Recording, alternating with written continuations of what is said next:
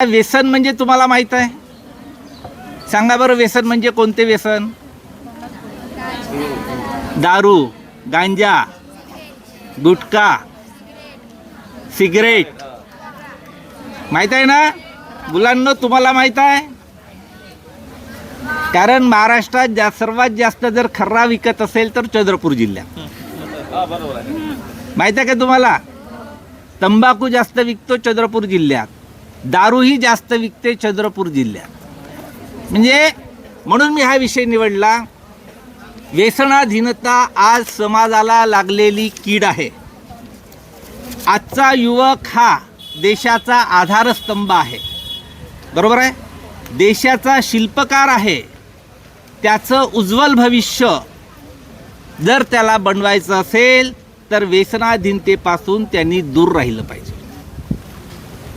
आता तुम्हाला एक साधं उदाहरण देतो. जर 5 मूर्खांसोबत तुम्ही बसले तर 6वा मूर्ख कोण होईल? Very good. आणि 5 चांगल्या मुलांसोबत बसले तर 6वा चांगला मुलगा कोण होईल? मग आपल्याला हे निवडायचं आहे की आपल्याला मूर्ख बनायचं आहे की चांगलं बनायचं आहे? चांगलं बनायचं असेल, चांगलं आपल्याला जीवन जगायचं असेल तर नेहमी चांगल्याच्या सहवासात राहा, तरच तुम्ही चांगलं बनू शकता. जे जे मोठे मोठे होऊन गेले, आपण ज्यांची नावं घेतो, इतिहासामध्ये नावे घेतो, ज्यांनी ज्यांनी मोठ्या मोठ्या क्रांत्या केलेल्या आहे, हे सर्वसाधारणच होते. हे काही खूप आगळे वेगळे नव्हते. अब्दुल कलामांचं नाव घेतलं तर आपल्याला माहीत आहे ते कोणत्या परिस्थितीमधून आले होते, परंतु त्यांनी नेहमी चांगल्याचाच विचार केला आणि अंगीकारलं, म्हणून ते कुठपर्यंत पोहोचले? कुठपर्यंत पोहोचले?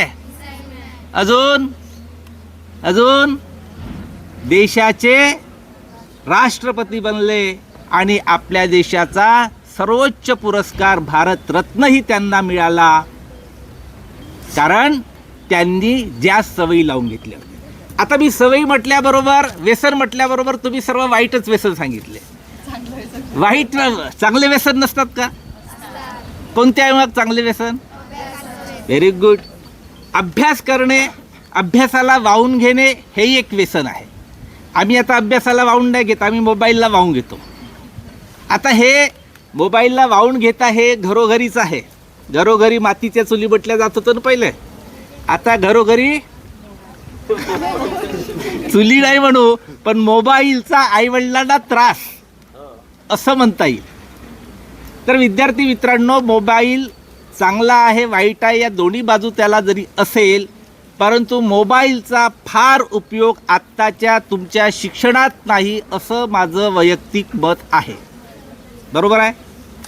जर तुम्हाला करावंसं वाटत असेल तर त्यातले काही चांगले गुण घेण्याचा निश्चितच प्रयत्न करा.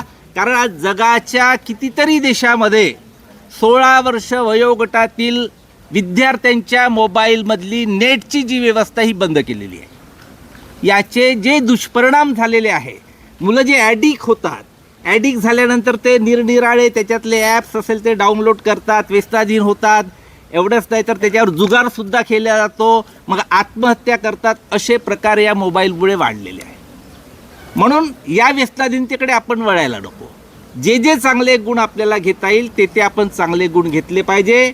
मग आपण चांगल्याच लोकांच्या सहवासात राहिलं पाहिजे, चांगलं शिकलं पाहिजे, चांगले घडलो पाहिजे, जेणेकरून आपल्या आईवडिलांची जी अपेक्षा आहे, गुरुजनांची जी अपेक्षा आहे ती आपल्याला पूर्ण करता आली पाहिजे. 3 गोष्टी ज्या सांगितल्या आहे. Wealth is loss, nothing you loss. Health you loss, something you loss. But character is loss, almost you loss.